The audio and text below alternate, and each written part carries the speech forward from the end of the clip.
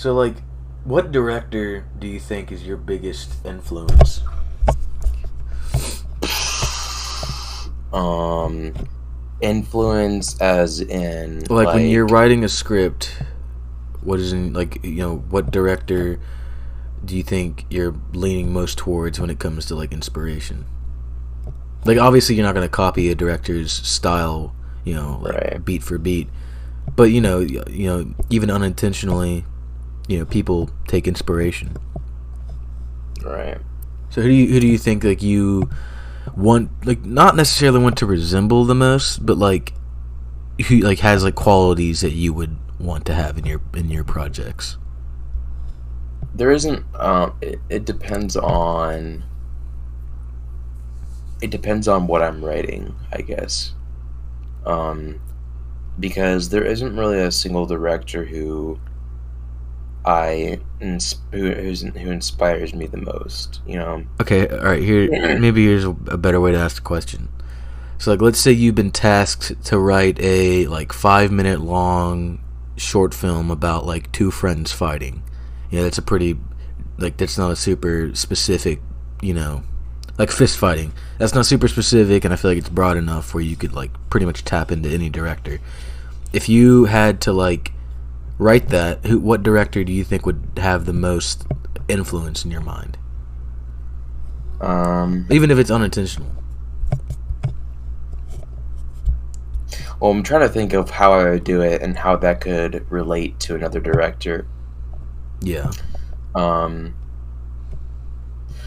when I think of things that when I write things that have like limitations, I always think of Sam Raimi because he always used his limitations for comic effect.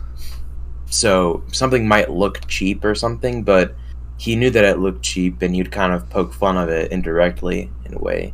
So I guess Sam Raimi for stuff like that because I feel like that a 5 minute short about two friends fighting, you know, a lot of limitations there. So I feel like that maybe I'd probably tap into Sam Raimi the most with that one. Yeah.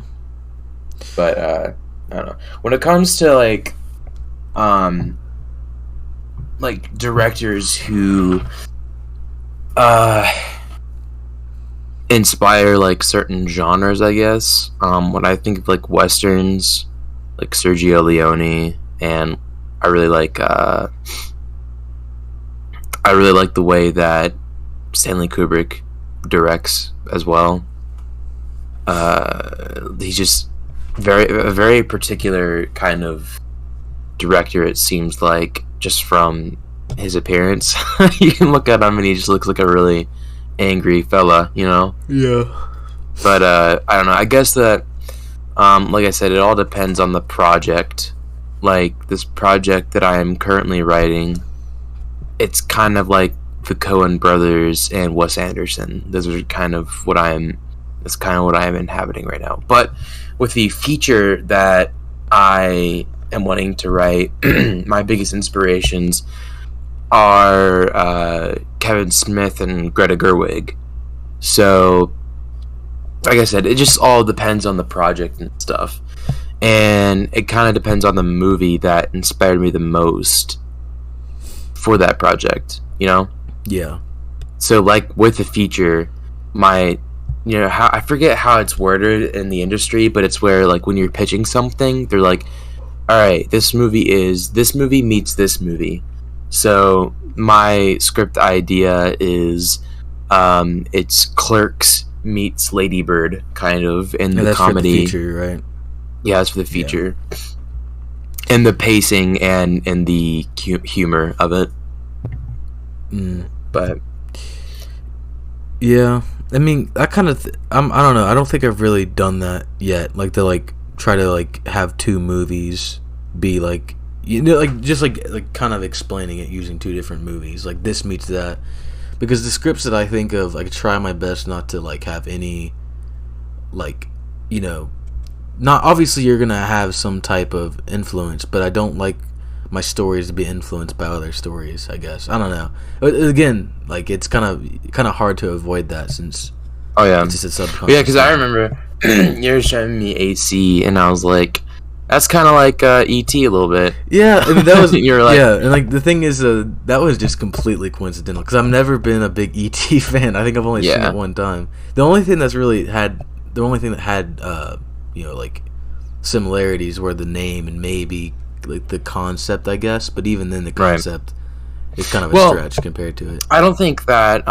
it doesn't. I don't think that when you use that comparison of this meets this, it isn't. It's not like um it's these two movies colliding. I think it's kind of like the tone of those two movies colliding, you know? Mm-hmm. So, like the feature, the tone is Clerks and its visual and writing style, but the pacing and kind of laid back nature of Lady Bird. Like, that's kind of what I'm going for with it.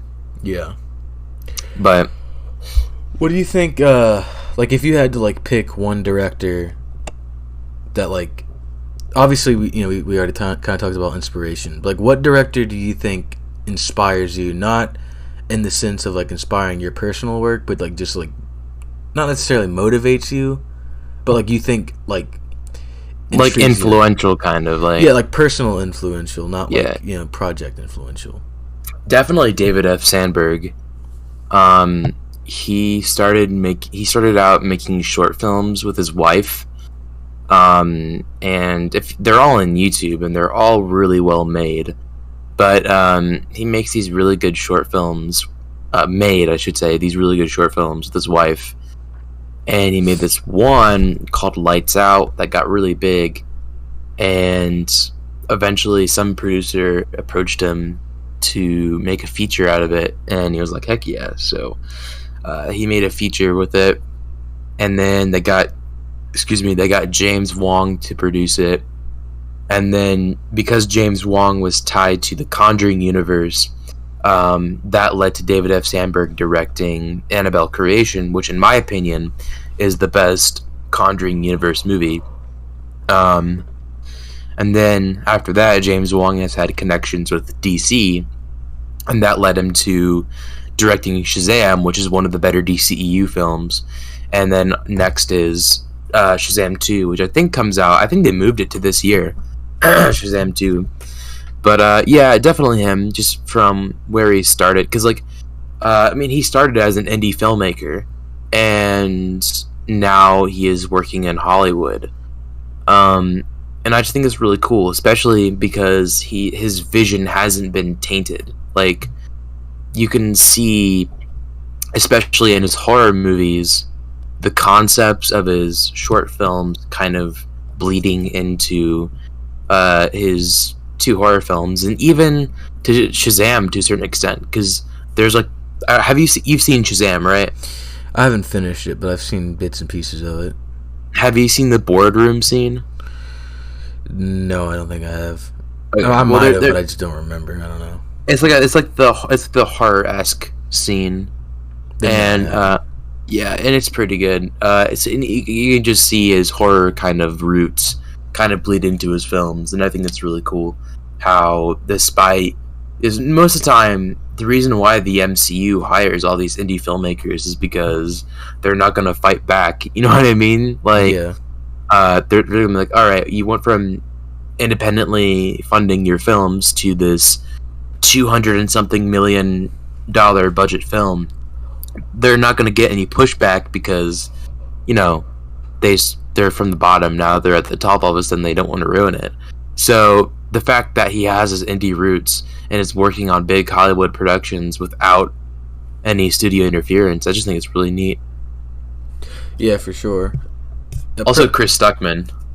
Yeah, but he's not really a director yet. Like, he's I just mean, like, in his story is what inspires me. I mean, and he is technically a filmmaker. I mean, he makes films, so he made 2 films, but, like, I mean, like, he's very, I don't know. I mean, I guess technically he is a director, but at the same time, technically you and I are. Yeah, but, like, I wouldn't consider us to be, like, professional directors by any means. And he's not really a professional director either, because he probably didn't make money on the short films. But then again, he is also working on a project that has like $600,000 back. Yeah, which real quick, let me check on that.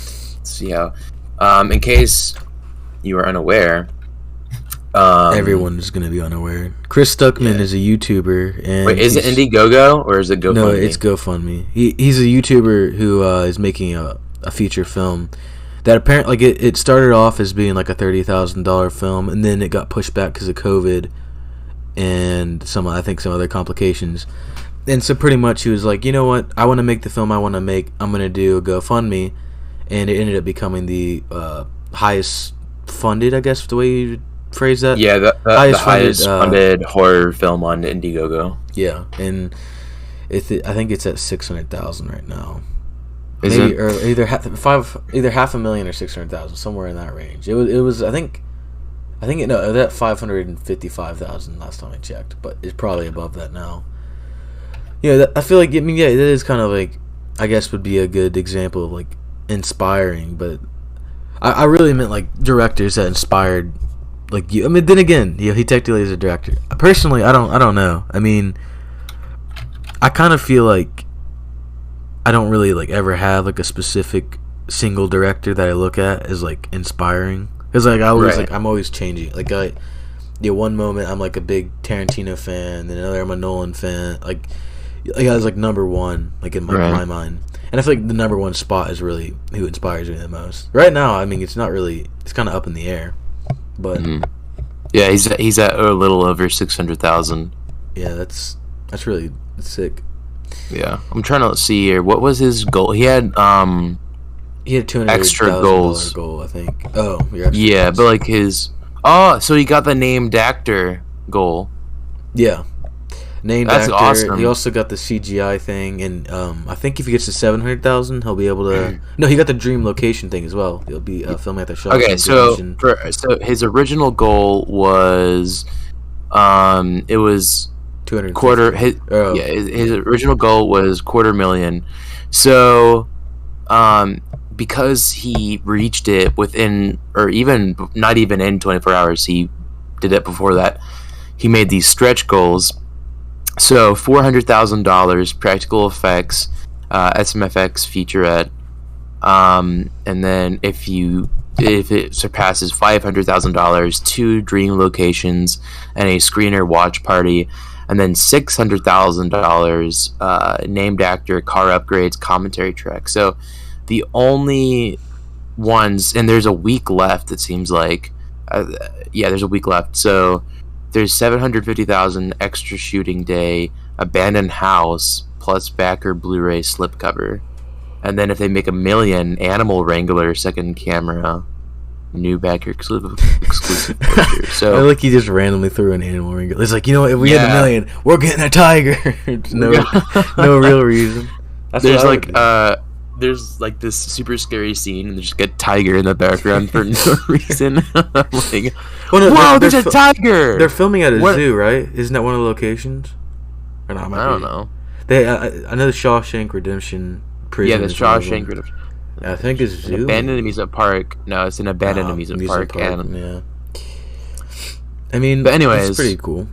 It is pretty cool, and I think that it's for me. I've been watching his videos since like 2017, so it's really cool to see how much he's progressed and stuff. But yeah, that was I'm really excited to see the movie. The movie's called Shelby Oaks, and it should come out probably next year sometime. I don't know. I don't think a release date is official yet, but yeah, they haven't even started filming, and it's an independent project, so I doubt that they would even have any clue when they're gonna release it. Yeah, I'm really interested to see who this named actor is gonna be. I mean, it's probably gonna be like a C-list, celebrity. It's not gonna be like Morgan Freeman. Oh my gosh, Robert Downey Jr.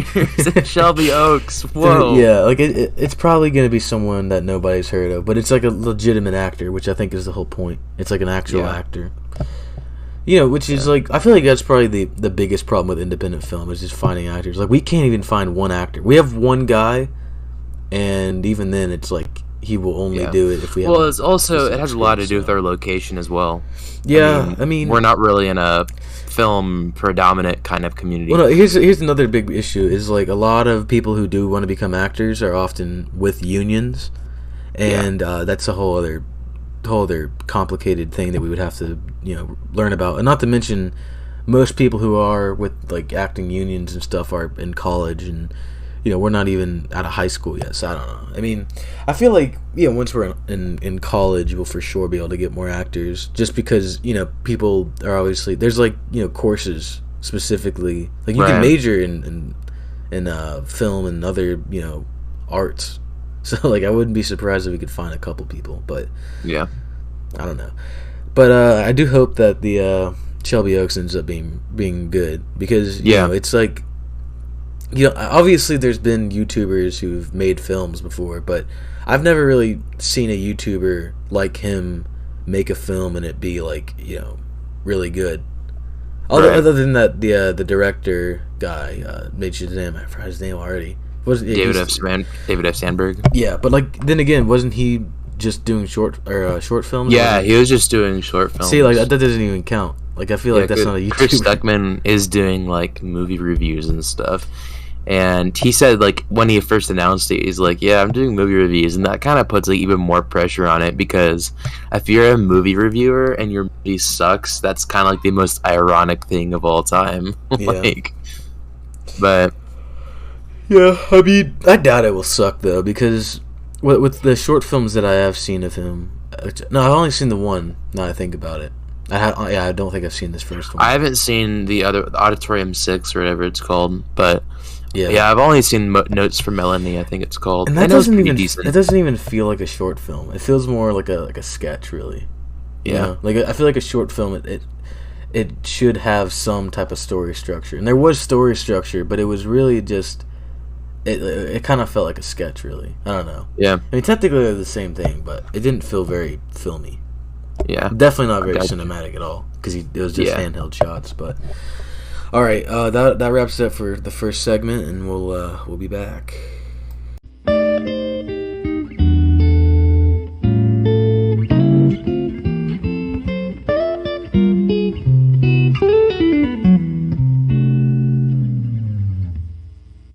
So like with your like planned like feature film, so like all right, like your feature film that like you can't make now, but like you want to make eventually. How like what's the budget that you think you would target?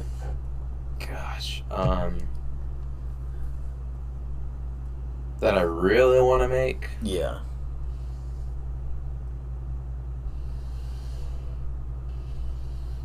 That's really hard, because.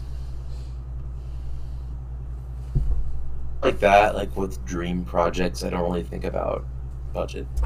I'd imagine. I mean, it would definitely be over 100 million, at least. Dude, what is your dream project? Space movie. A space movie? No, no. I don't know what it would be. It would probably be mid-budget, and it would be a Western. I think I kind of already told you what mine was off camera, but mine would probably be like, like minimum would be like $500,000, and like ideally it would be like a few million. Because I don't know. I like the idea of like, like low budget film, quote unquote low budget. It's not really a low, but like it's industry low budget. Yeah, it's limitations that really make movies good. Yeah, because obviously it would be cool to have like infinite amount of money to make a movie, but like I think that the more money that like some directors have, it feels like they don't really use their creativity as much, or their cleverness as much, because they don't need to, because it's like you want to show a house burning down, you just CGI the fire, but like it's way cooler to see like them have to build a set like on like somewhere and like burn actual, or like buy a house and burn it up, because like do you know Adrian, I don't even know how to pronounce his last name, Tarkovsky or something like that? He's a Russian filmmaker. I've never seen any of his films, but I plan to eventually plan to watch Stalker soon. But he made this movie and he burnt down his own house for a shot. And then he wanted to, like, that shot didn't work for him or something. So they rebuilt the shot, and then they rebuilt the house, and then burn it down again for the shot. Smart. I mean, yeah, like I think that practical always looks better than CGI 100% Yeah, of the time. yeah. It's like, um, I think the reason why I prefer the Raimi films over the MCU trilogy or the Homecoming trilogy, whatever it's called, is because Sam Raimi's world feels more tangible. Because, I mean, first of all, it has a personality, but all the practical effects and stuff, it makes the danger more imminent, and it makes you feel like you're actually there. Whereas with the Homecoming trilogy, there's just like a huge overuse of CGI there. Yeah, I mean, Like, that's kind of all of the MCU though, because it's yeah, like here's the thing about the MCU, like they have the best formula for film making like ever. Like there's never gonna be a better formula for films, and they're not gonna leave that formula. The formula is pretty simple: A-list actors, multi-$100 billion budgets, and a crapload of CGI and like epic battles. And like they're not gonna leave that because it's guaranteed money. It's like yeah, it's like what's his name? Who said it? I think it was Martin Scorsese. He said they're like amusement theme, yeah, parks. amusement parks. They're like Yeah, it's and he's right. He's right. I don't agree with the fact that MCU. Like, I think the MCU is cinema, but I do agree with the statement yeah. I mean, of like that's not necessarily always a negative thing because it's like yeah, they're the most like they're like extremely entertaining. They're like the most entertaining films that come out like on the regular. yeah, In every other film, like they don't even measure up to it anymore because of how entertaining they are. Which it's like there's the argument of why you're even watching the film in the first place. Is it to be entertained? Is it to see the message, or is it to appreciate the art? And 90% are going to say to be entertained because the message is preachy and the art is pretentious. So it's like yeah, there's always that fallback of like this is entertaining undoubtedly because like entertainment is you can measure that. And like people, you have big fight scenes, that's entertaining, bunch of CGI, fire, explosions, that's aliens, that's all guaranteed entertainment. But like a preachy message film might go over people's heads, and artsy film that's like just existing just to tell the story and to show the art is going to come off as pretentious, or could come off as pretentious. So it's like they know that their films are going to be good enough, and they know that their films are going to be entertaining. So it's like how are you like why would you stop doing that? I understand like right, there are better superhero films, but there aren't better blockbuster films. yeah, Like the Batman is better than every MCU movie other than like a couple. Yeah, yeah, and even then, I think that the Batman's better. But I could see an argument. But you can't even argue 90% of all MCU's films that's better than the Batman.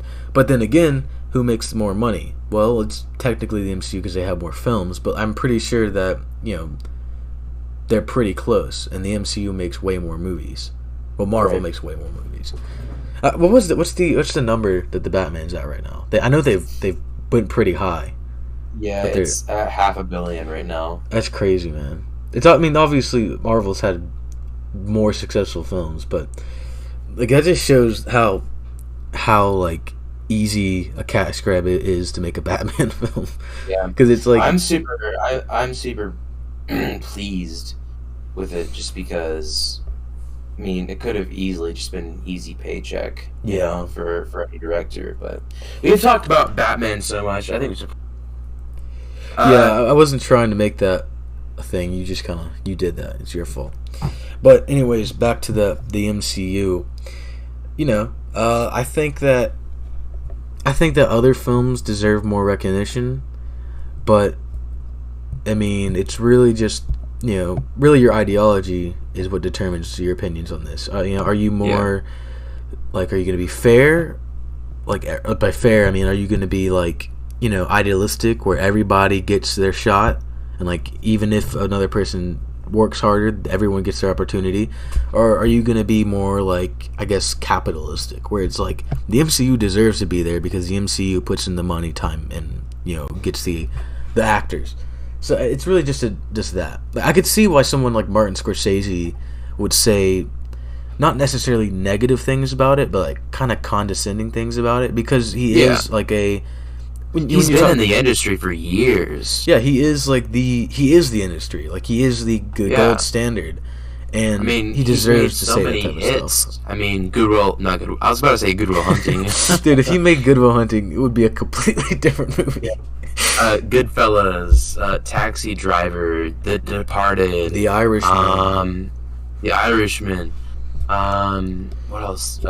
Did he direct? No, he didn't. Yeah, I think he directed The Aviator. I'm not sure. I've heard of the film, but I haven't seen it. Hugo. I mean, he's directed a ton of classics. It's just that, I don't know, he's old, you know? And if you notice, a lot of directors dissing the MCU are old.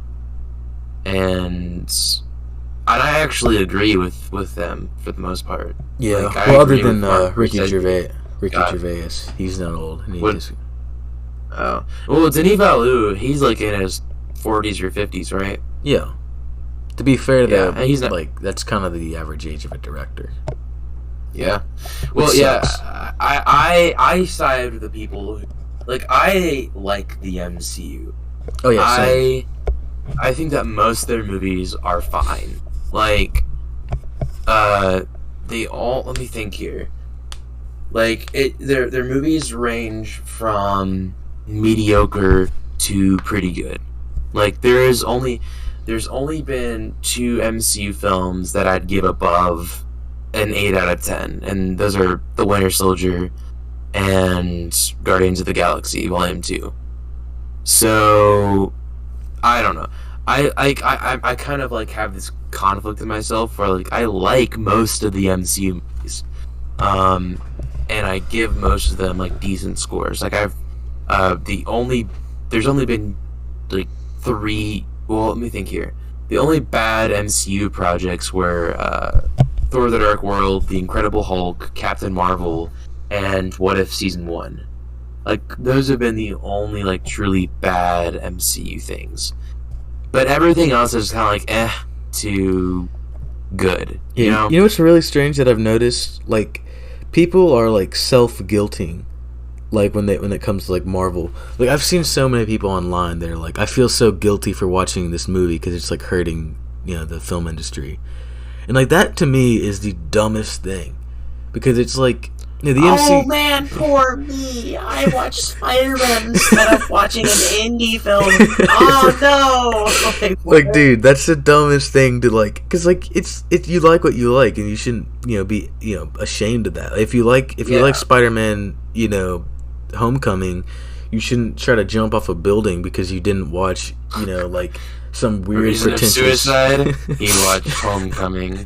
Yeah, but it's like, it's the dumbest self-conflict I think I've ever seen. Yeah, it's like, oh my gosh, I should only watch indie films. It's like the whole point of film for most people is the entertainment value, and that's, you know, for me, most of the time when I'm going into a movie, I'm going in to be entertained. Very rarely do I go into a movie to, like, you know, take it in as an art. Like, when it comes, like, obviously when it comes to specific directors, I do that. Like, when I started watching The Irishman, which I still haven't finished because it's so long, and I don't have the time to watch a 3-hour movie, and I restart it every time because I don't want to watch it from. Doesn't matter. I forgot my point. Shoot. All right. I think I'm. What was the last thing I said? Your point that when you go into a movie, you go into it to be entertained. Yeah. All right. So, like, you know, The Irishman was, like, the most recent example. I went into that movie knowing that Martin Scorsese directed it, so I'm going to take it in as an art. And all of Quentin Tarantino movies are like that, and all of Nolan films are like that, and some other directors that I don't want to list off because that'll take too long. But, like, that's not all the films that I watched. So it's like, most of the time I'm sitting down to be entertained. And, you know, is it wrong to want to be entertained when watching a movie? Like, no. Right. So it's like, you know, you shouldn't feel bad that you're not watching a Russian independent film. Yeah. Because you're too busy watching. Oh man, I didn't watch. Man, I'm so sad about it. Yeah, but then again, I think that if people are true cinema fans, you should definitely try to watch more than just MCU films. But not everybody needs to be true cinema fans. Just like not everybody needs to be true art fans. Like, I don't go to art museums, so it's like, you know, I don't think I should be shamed by, you know, people who like art art connoisseurs. Yeah. It's just like it's a kind of like a hobby, really. And a lot of films are for the hobbyists of, film. Yeah. Which is kind of the reason why these MCU films are so big, because there's not a whole lot of people who are like that. Yeah. So my problem with the MCU films is that they're very formulaic, and that they don't really put a whole lot of effort into it. Like, they put a lot of money into it. It's just that you don't really see you don't really see the effort of that money, I guess. Like, you don't see that money being put to good use, right? Yeah. And I think that like an example of that would be like Black Widow, Let me just look up real quick what the budget for Black Widow was. Well, to kind of play devil's advocate, it's like, if it ain't broke, then why fix it? Work harder, not smarter. Or work smarter, not harder. It's like, they're putting in the money. It's going to be guaranteed success. So it's like, how would you not do that if you had that much money to work with? Yeah, the average MCU film seems to have the budget of $200 million, right? Yeah. So why does every single MCU film look the same? It's because it's formulaic, like you said. The formula works, though. It's such a good formula. It's like it's not like quality, but it's just like you're always going to be somewhat entertained from a Marvel film. Yeah, but that's like telling McDonald's they should make quality food because their food sucks, even though they're making an insane amount of money, and like our critiques of them means nothing to them because they're a multi-billion-dollar industry, not just in the food industry, but pretty much every industry. The MCU isn't going to change unless a movie bombs. Even if the movie bombs, you got to remember how many toy sales they make. You got to remember Disney Plus. I mean, people are gonna the more movies that get onto Disney Plus, even if they suck, the more Disney Plus subscriptions they're gonna sell. Right. Like, even if it is just a bunch of B-list films that that's really what the MCU is. It's a bunch of B-list films that have $200 million budgets. Yeah. Which is an okay thing, but yeah, you're right. The critiques don't really bother Disney or Marvel because Eternals is the lowest rated MCU film, which is honestly not even that deserving. I thought that it was okay. I was brutally bored by the film, if I'm being honest. I thought, all right, one thing that I appreciated about it is that it tried to be different. Oh yeah, for sure. Just because it tried to be different doesn't mean it's good, because I know that a lot of people are like, man, Eternals was the most different MCU movie. And I'm like, it's different, yes, and I appreciate that, and I think it's cool, but it's still not good. Yeah. But I think that what was I saying? Something about equality or something. I don't know. But pretty much what I'm getting at here is that there's so much money being put into these things, and I'm gonna just to be safe, I'm gonna look it up, but I'm gonna go on a whim and say that the Batman probably has a close budget to these movies. I think I saw somewhere it's around 100 million. The Batman has less than the average MCU film, and it looks better than every MCU film since Guardians of the Galaxy Volume 2, which in my opinion is the best looking MCU film. Yeah. So, the MCU films look so bland. What was the Batman budget? Was it 90 million? 185 million. I heard 90 million on Instagram, so that was my basis. But anyways, I don't know. And I feel like that, and of course I'm looking at this from the perspective of someone who likes films, and not from someone who loves comic books and stuff. And I do love comic books and stuff, but my main passion is in comic books. So I care more about the quality of the film over, I don't know, I don't even know I'm just trying to say that I look at this from a different perspective than others. I am glad that people loved WandaVision, and I love that people.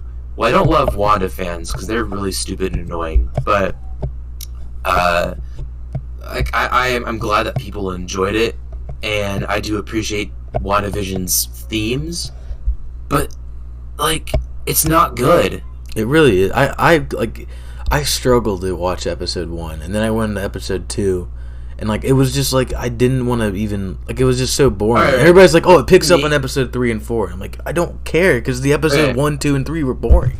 I actually feel the opposite. I think that the first 3 episodes were the best episodes, but every episode after that is like a complete downfall, right? So here's my problem with WandaVision. Episodes 1 through 3 set up a really interesting mystery of what is, I forget the town's name in WandaVision, but there's this town. What is this town? What does it represent? Is Wanda fully in control in this world? I thought that stuff like that was super interesting, and I was really invested in the story. And then episode 4 happened, and episode 4 literally explained every single mystery. And I'm like, what? So like when I first watched it, like, whoa, what's going to happen? So then episode 5 sets up a mystery, and then that mystery is explained in episode 6, Yeah. and then episode 6 sets up a mystery, and that mystery is explained in episode 7, and so on and so forth. There's absolutely no risks taken whatsoever. And what absolutely baffles my mind and makes me so angry is that Wanda enslaved an entire town of innocent people. And the woman is like, I haven't seen my children in however long. You please let me see my child. And what makes it even like more disturbing in a way is that all these people were acting like normal people, but they had some form of conscience of who they actually are, like deep down in there, or at least that's how I remember it. Yeah. And Wanda defeats Agatha, and then all the people are like, "I hate you, Wanda, because you enslaved us." And then Monica Rambeau is like, "They'll never know what you've done for them." And I'm like, what words just exerted out of your mouth, man? Like she kidnapped these people and Dude, forced them. I have to be honest, man. The MCU, the Disney Plus writers are probably the most incompetent writers that I've ever seen, other than Mandalorian. And even then, Mandalorian was very formulaic. I don't even know. You know the word. The Mandalorian was also like formulaic in kind of a good way, in that it was kind of not parroting, in a way parroting, but kind of mimicking like Bonanza and The Rifleman and stuff, like old Western TV shows. Yeah. And those are very formulaic. So I can forgive The Mandalorian for that because it's paying homage to previous stuff. But with WandaVision, like a lot of these people worked on Disney Channel stuff, you know? Yeah, and Disney Channel is like the most formula-driven thing of all time. Like every show on Disney Channel is the same thing. It's a family, and then there's a quirky character. Then there's like this either younger or older sibling that's like this, Stupid. They're a big dum dum. Either they're stupid or they're super intelligent. And it's like uncharacteristic, and it's like the same. And there's always like some type of like side. Parents are There's like a always friend that's like always like stupid. Like look at every single Disney project, and like. There's always like at least like 3 of the things I just listed off that's inside of it, and it's like. Well, yeah, I think it's kind of interesting because, especially with the era of Disney shows that we grew up in. So like recently, I used to watch Liv and Maddie when I was young, and then my sisters have been watching it, and then I sometimes watch it with them, and I'm like, what did I see in this? This sucks. Yeah, yeah. I think it was just like It is. Here's the biggest problem with it. It's meant for kids. It's like it's kind of grooming the worst generation of film goers. I think we're gonna see, because it is like there's like you kind of talked about WandaVision having no risk. Like, dude, how do you have no like? It's everything doesn't have any risk because it's only one episode and they never carry on the story. That's the problem with Disney Channel shows for the most part, is there is no coherent story. It's just like different story every episode, which works sometimes. Some shows pull that off very well, like The Office, where like you can have an unrelated plot for the majority of the episode. But like, dude, that just doesn't work when the plots are so terrible every time. There's nothing to keep you coming back. That's the problem. There's nothing that keeps like if I watch an episode of Liv and Maddie, which I haven't done in like probably 5 years, but theoretically, if I were to go back to it and revisit it. I watch episode 1, I will have no real want to watch episode 2 because episode 1 and episode 2 are completely unrelated episodes. It's like a different universe every episode. I don't know. It's that formula just doesn't work. I don't think it ever did work for anyone above the age of 10. which is kind of why Disney Channel's like the cable in general, but obviously I'm pretty sure Disney Channel is like the least watched thing of all time right now because nobody cares. The shows suck. All right, we gotta wrap it up and go to the third segment. Right. After a little break. So we'll be back.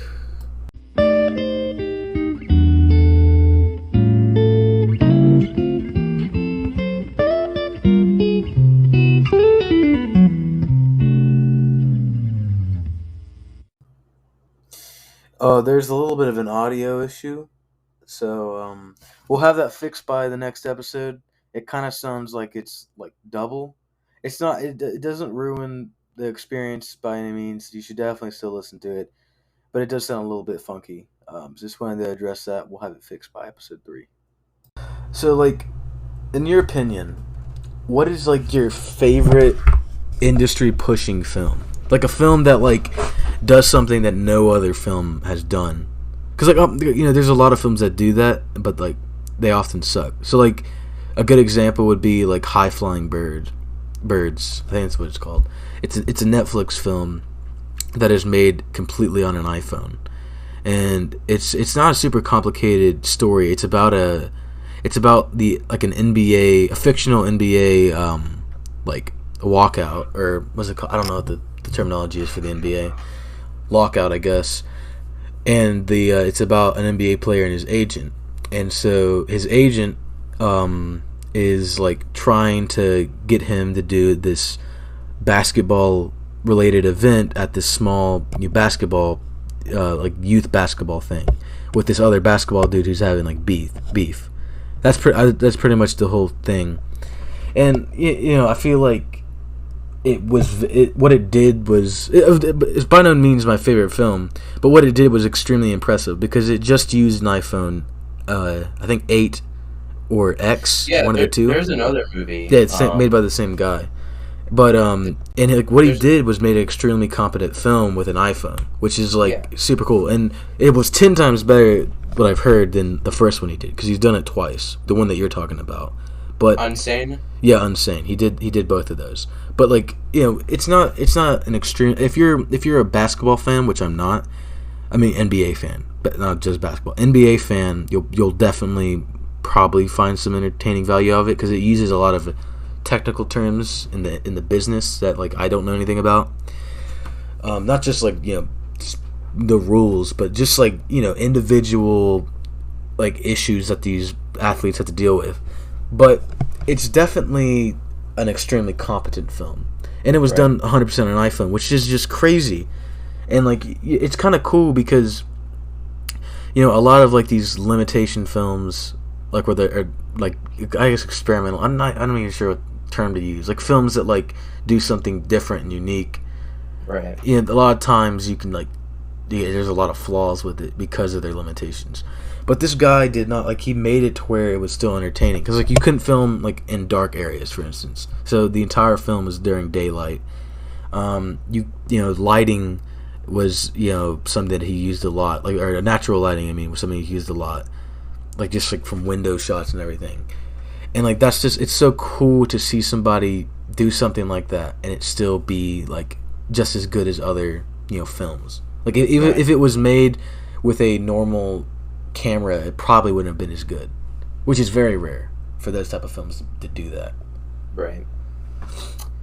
Well, the two that come to mind would be Evil Dead and Eraserhead. Eraserhead came out in 1977, and there has, I don't know what you'd call Eraserhead. It's definitely a horror film. I would call it Eraserhead. Yeah, I mean that's that was one so way to funny. describe it. That was pretty funny. I know. I laughed at it. It didn't sound like you did. Trust me, I just muted myself. Thank goodness. I thought that just bombed. That would have been embarrassing. It really would have. But no, Eraserhead, it's definitely a horror film, but it's very atmospheric, and it's more about the feeling than it is the actual scares. So the entire film gives you this feeling of uneasiness, rather than like, boo, it's a monster right there, But it's definitely the first mainstream art house film that I can think of. And that there's not like a clear story. Well, there is a clear story, but nothing is clear in the movie. The entire film takes place within the main character's nightmare, but the film never tells you that. I found that out after watching the movie by an interview. So this film just completely throws you in the world of this man, and you live out all of his fears and anxieties. And I'm trying to think of a term to call this film, but it's definitely an experimental film, in a way. Yeah, story-wise, experimental at least. Yeah, and I wouldn't recommend it to everyone just because it's a personal taste kind of thing. But if you're into like atmospheric kind of horror, that's kind of what it is. But yeah, I think that Eraserhead is amazing because, first of all, I mean, low budget and stuff. It was so low budget that they had to shoot it in black and white. Wasn't it like 50,000? The budget for it? Yeah. Let me look it up real quick. I don't remember the budget for it. I've seen like, I've looked up like lists before, which just shows. I think that's probably one of the most searched up things when it comes to young independent filmmakers. Oh, it was 10,000. Oh shoot, that's way lower than that. I think I was thinking of Clerks. Clerks was 40,000, wasn't it? I think Clerks is less than that. Actually. Dude, I've just been way off today. I guess I don't know. I can't guess budgets, man. What can I say? Yeah, you feel like this sometimes. Yeah. But yeah, I really like it. Yeah, Clerks was like $27,000. Yeah, I mean, I feel like, well, obviously our two examples are completely different because one's story and one is fit like a technical limitation or experiment thing. I feel like experimental films are like either really bad or really good. Yeah. There's never really a medium. High Flying Birds is the exception because it's just not. It's not super entertaining for somebody who's not. I mean, I was entertained by some stuff, but you could tell it was made for the basketball fans. They're like, I'm personally able to be entertained by things that I don't understand. Like, I don't really know a lot about boxing, but I enjoyed $1 Million Baby. You know? Yeah. And that's just like the sign of a good filmmaker, I think, because they can. 1 second. Hello? Dude, I can't believe the IRS came to your door, dude. I know, right? It was so bizarre. Dude, you haven't been paying your taxes? I have not been paying my taxes at all. What was I saying? You were talking about how you weren't paying your tax. I'm just kidding. I don't remember. Okay, Evil Dead. It was my second one. Yeah. So Evil Dead at the time was the bloodiest movie ever made, and it was originally rated X, and then now it has an R rating. But yeah, it just like that's just kind of in the violent department, how that kind of pushed boundaries, and story department. Well, that's the stylistic department with Eraserhead, and you know. Yeah. But yeah. I mean, I feel like with our first short film was kind of not experimental. I mean, it kind of was because it's like it wasn't experimental, but it was like an experimental story, I guess, which we could have definitely done better. Well, I could have because I wrote the script. I could have definitely done better pushing, and I also directed it, so I could have helped with that as well. I could have definitely done better with pushing the main idea, which was it's might not be real or it might be real. Mm-hmm. And that was the whole point, which I'm not trying to spoil what happens. If you haven't seen it, you should. It's linked in the description below if you're on YouTube, and it's not hard to find. It's on Capula's Films YouTube channel if you're listening to something else. But you know, I feel like those type of films can be really cool because it's like it changes the way that you experience the film. So like, you know, most films are very similar in the way that they're formatted. So it's like a 3-act type of film, you know, and there's like, you know, there's the, you know, rising action and then the climax and then the resolution. Like there's all that stuff. Right. And I find myself enjoying a lot of films that don't do that to the T, more than most films that do that to the T, which isn't always the case. Like my favorite films are definitely follow that type of format. Like The Dark Knight definitely does, and Once Upon a Time in Hollywood kind of does, but not really. It's a little bit, not long. In the way that you'd expect. Yeah, it's also very long, so it's hard to do the 3-act thing. It's kind of hard. Actually, I describe it as a 2-act movie, really, because it seems like that, like, the entire movie is the first act, and then like the last 10 minutes is the third act. Yeah, I mean, well, no, it's kind of, it'd be more like the last like 50 minutes probably, but what was I gonna say? It's that's kind of misleading because it's a 2 hour and 40-minute thing, 3 hour and 40-minute movie. So it's like it's kind of impossible to put any of it in an act. But like I guess that would be a technical example of what I was talking about, like a non-traditional formatted film. So maybe I guess I was wrong. But anyways, I think that those type of films are definitely underappreciated because it is kind of like, it does sometimes sound pretentious to say like, oh well, this film isn't traditionally formatted. There's not 3 acts, or oh, this is a non-linear story. Like that just sounds pretentious. It doesn't sound interesting to most people because it is kind of a pretentious thing to do. It's like, right. Oh, I'm so much more creative because I'm not doing what everybody else is doing. It's like, well, you kind of sound like a jerk. Yeah. But again, that's why no one likes you, Craig. Yeah, screw you, Craig, you idiot. Sorry, that was too far. But yeah. What do you think is like your favorite non-traditional film?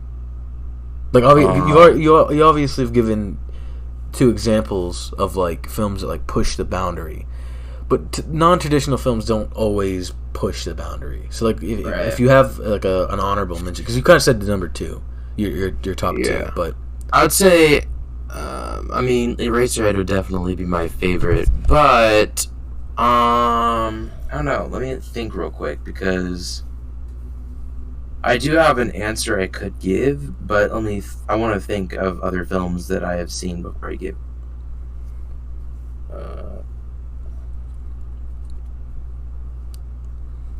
Probably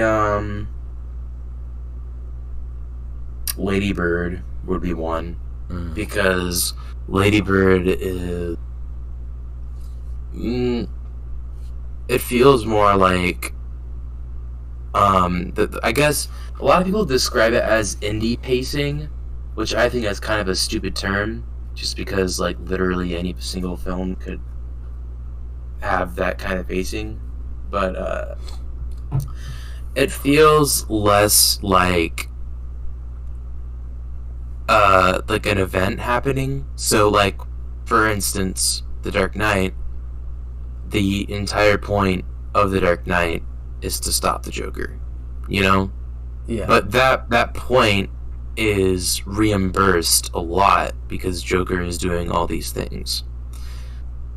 Lady Bird doesn't really have a clear point. Like the point of the story is it's a coming of age story. It's about a girl who has hated her hometown her entire life, and then at the very end of the film she goes to college and kind of realizes that she was wrong in thinking that. But the getting from point A to point B is a lot more unconventional than what a traditional film would give you. It's about her relationship with her mother, her relationship with her friends, how she interacts with other people, I guess. Like there's a lot more to it than just her eventually going to college, Mm-hmm.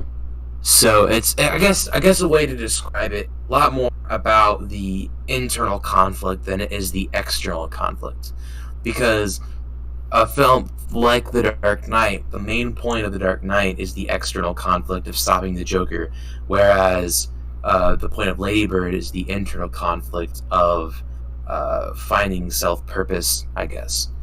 And you could do an internal conflict kind of story in a traditional 3-act structure because, I mean, it's a Wonderful Life, you know? But this one does it in a lot of non-conventional ways. And it just, I guess, a way that someone described it, it's like a slice of life. Like, the scenes don't really match up with each other. It's all just kind of random points of a character's life. And what I think is cool about that is, like, a lot of scenes will start mid-conversations. Like, and it's used for comedic effect a lot of times. Like, that's a little bit inappropriate, but I'm just gonna say it. Like, the main character, she says something to the extent of, and that's why it's normal to never hold a penis. Like, that's how the conversation, like, you start the scene at the end of a conversation while they're transitioning into another conversation. But just, like, stuff like that, it's very non-conventional. The middle, like, the beginning and the end is clear, but the middle section is where they kind of have a lot of fun, and everything kind of, like, mix. I don't know, it's kind of hard to describe the pacing of it, but everything is kind of like mushed into one kind of thing. It's sculpted into something. Yeah. You know? You know who's a bad example of non-traditional filmmaking? Wes Anderson. That guy stinks, dude. Everybody's like, he's so good. And it's like, his movies are so hard to follow, and like the dialogue is absolutely terrible. Worst dialogue in films, if you ask me. I think it all comes down to personal preference, because I like his stuff. I mean, that's the best comeback you could have said to that, or like reaction. That's what I was hoping you would say, something like that. So, it really just comes down to personal preference. So I'm like talking crap on him. I don't know. I'm not a big fan of that. Just shows an example. I'm not a big fan of all of it, like untraditional film making, because it to me, Wes Anderson is just.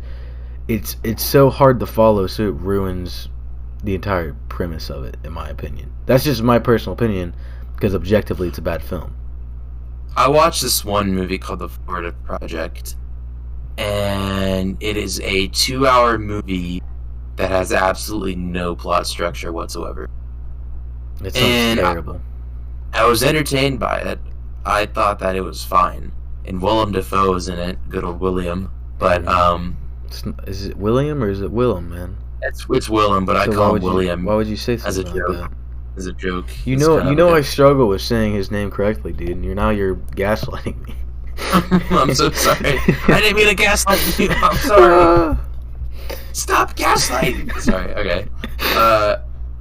Yeah, I don't know. The Florida Project is, I don't know, man. A lot of people love it, and I think that it was decent. But I don't know.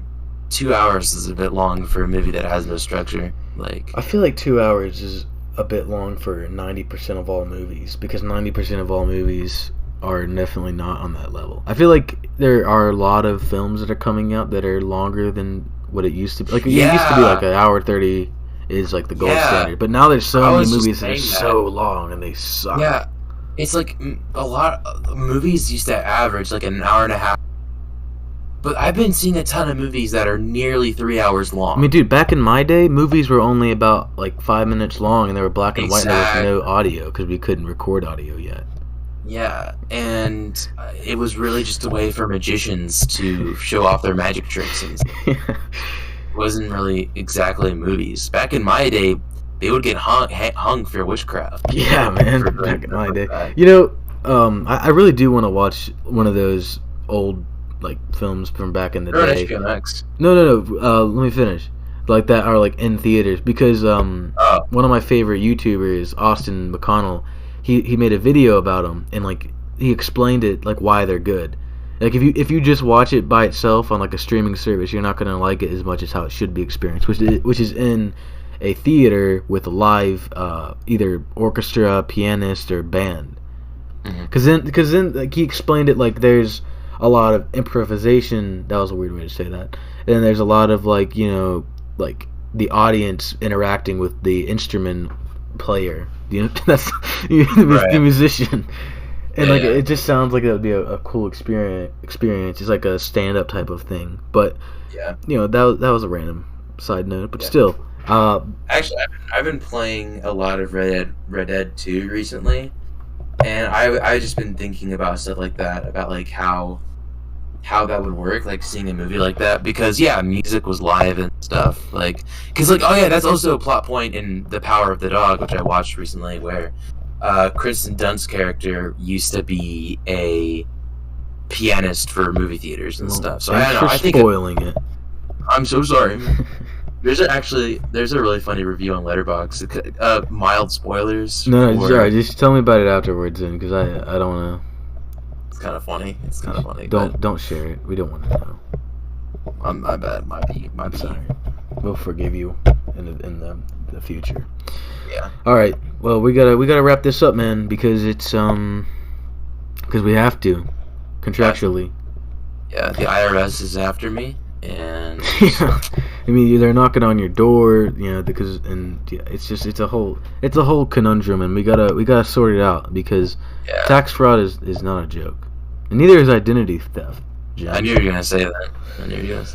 All right. Isn't it? It's kind of a side note, but isn't it weird how Dwight's most iconic quote comes from Jim? Bears beats Battlestar Galactica. Oh yeah. That's the first quote I think I've ever heard of The Office before I even watched it. Yeah. All right. If you guys enjoyed this, then good for you. Comment, and subscribe. No, or else, no. Or else I'm gonna beat you up. No. But if you're like on another podcast thingy, guys, just listen. enjoy it and Don't stuff. listen to him. He's a tax invader. All right, he's always invading taxes. Podcast, He keeps give it to your invading mom and people's dad for bank Christmas. accounts. You send it to your grandmother in the nursing home. What we're saying is And- conflicting, and it's not good. This is not how podcasts are supposed to work.